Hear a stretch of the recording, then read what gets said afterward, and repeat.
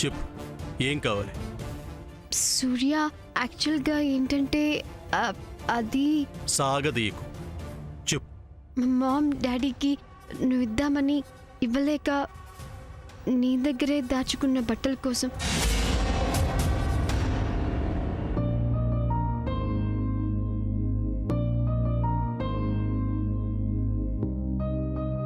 ఇవేనా?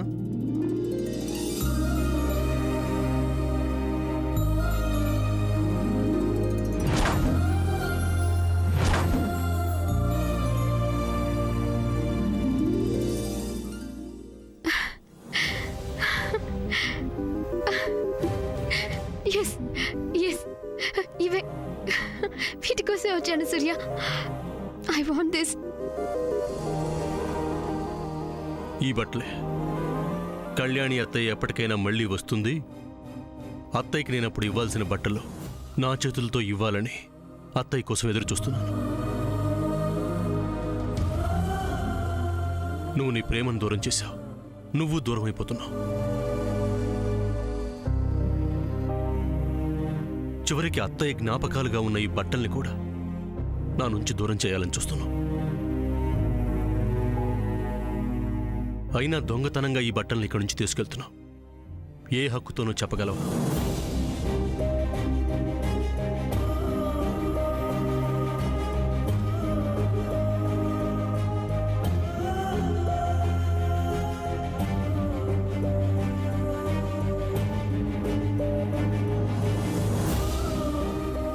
పర్లేదు, తీసుకెళ్ళు. ఆశపడి వచ్చావు, నిరాశపరిచి పంపటం నాకు చేత కాదు. తీసుకెళ్ళు. నువ్వు నిజంగానే అంటున్నావా సూర్య? మాట మార్చటం, మనసు మార్చుకోవటం నాకు చేత కాదు.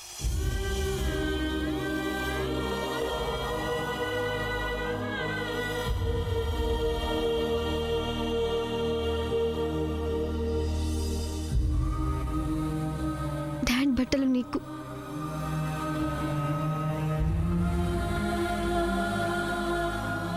మామ్ సారీ నాకు. ఓకే. సామాన్యకు ఆ శారీ బాగుంటుంది.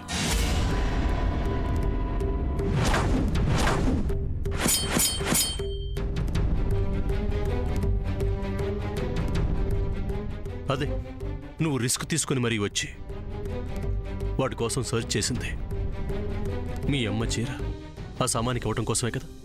సూర్య, నేను ఐ నో ఎవ్రీథింగ్. నీ మనసు చంపుకొని మీ అమ్మ చీర ఆ సామాన్యకి ఇస్తున్నావు. నీకు ఇలాంటి మామూలే కదా. వెళ్ళు. ఆ సామాన్య నీ కోసం, ఈ శారీ కోసం ఎదురు చూస్తూ ఉంటుంది. ఏంటి ఏంటి అసలు నువ్వు? నీకు తెలిసినట్టు ఏంటేంటో అనేస్తున్నావు. నీకే అన్ని తెలిసినట్టు ఊహించుకొని అన్ని మాట్లాడేస్తున్నావని నన్ను అంటావు కదా. ఇప్పుడు నువ్వు చేస్తుంది అది. నువ్వు ఇంకేమన్నా చెప్పాలా? ఇంకేమన్నా అబద్ధం చెప్పాలనుకుంటే చెప్పేయి. నేను చూడాలనుకుంటున్నాను నన్ను మోసం చేయడానికి నువ్వు ఎంత నీచానికి దిగజారగలవు అని. ఎందుకు ఆలియా, ఎందుకు నువ్వు ఇలా చేసావు? నీకు తెలుసు కదా నానమ్మ తర్వాత నీ ఒక్కదానిని కదా నేను పూర్తిగా నమ్మేది. ఏమన్నావు నువ్వు? ఈ మధ్య అన్నిటినీ మర్చిపోతున్నావా? అది చాలు. వాటిలో ఉన్న శక్తి విషయాన్ని గ్రహించి మనకు వివరిస్తాయి.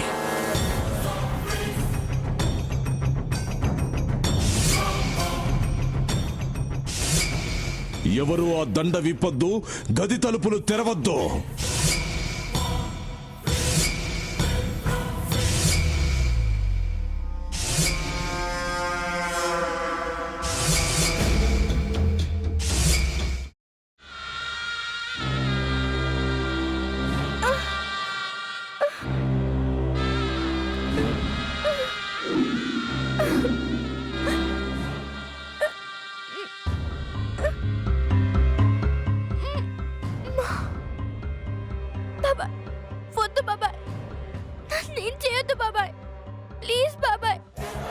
నిజం తెలిసినప్పుడే నా ఆలోచనలో నువ్వు చచ్చిపోయావు.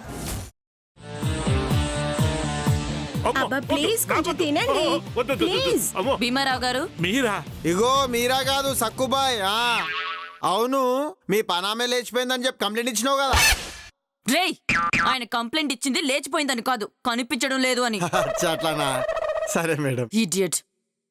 ఆ వంట మనిషి పేరేంటన్నారు? రత్తాలు మేడం. ఏం పెద్ద మంచి, నీ వంట మంచిని కూడా మేడం అని పిలుస్తావా? రేయ్ హాఫ్ బ్రెయిన్,